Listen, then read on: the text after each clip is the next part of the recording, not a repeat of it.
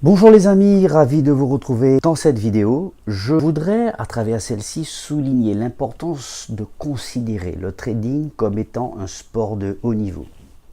Vous allez vous demander pourquoi je dis ça, mais c'est très simple. Quand on opère en trading, et pas en bourse parce que ce n'est pas la même chose, il y a vraiment une différence entre la bourse et le trading. Quand on opère en trading, on opère toujours comme un pro. Pourquoi? Parce qu'en face, on a affaire à des personnes qui sont recrutées parmi les meilleurs de la planète.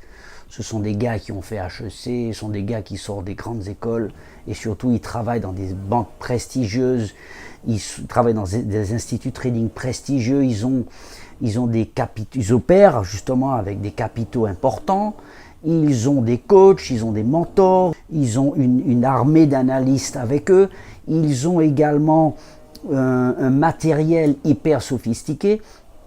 Et si vous arrivez en vous disant voilà, et surtout, bien évidemment, ils ont des connaissances hyper pointues en trading, ils ont beaucoup d'années derrière eux, ils ont une expérience solide des marchés financiers.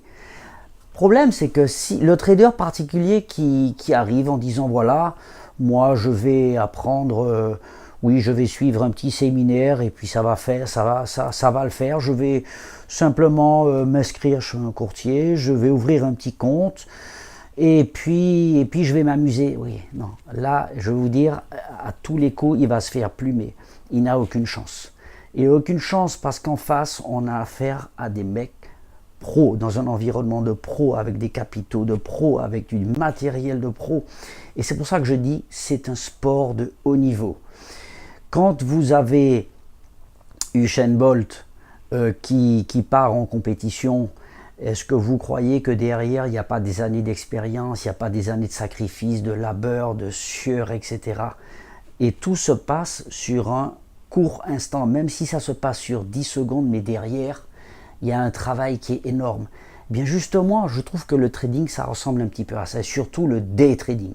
Parce que quand on parle de day trading, on parle de court terme. Et d'ailleurs, swing trading, day trading, scalping, c'est du court terme. Je reviendrai là-dessus dans une prochaine vidéo. La bourse, c'est du long terme. Donc, quand on a affaire à ces professionnels qui travaillent dans des grands cabinets, des grandes banques et tout, il faut être super costaud mentalement. Il faut connaître les marchés financiers. Et même si vous n'avez pas des capitaux énormes, il n'y a pas de souci. Mais au moins, il faut pouvoir comprendre comme eux. Il faut pouvoir sentir le sens de la tendance générale.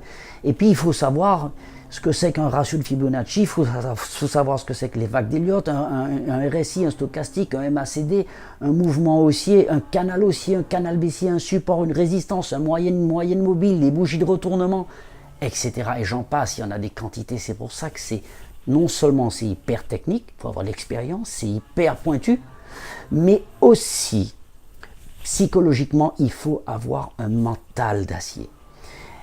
Et c'est ça, et c'est comme ça que les professionnels se distinguent des particuliers.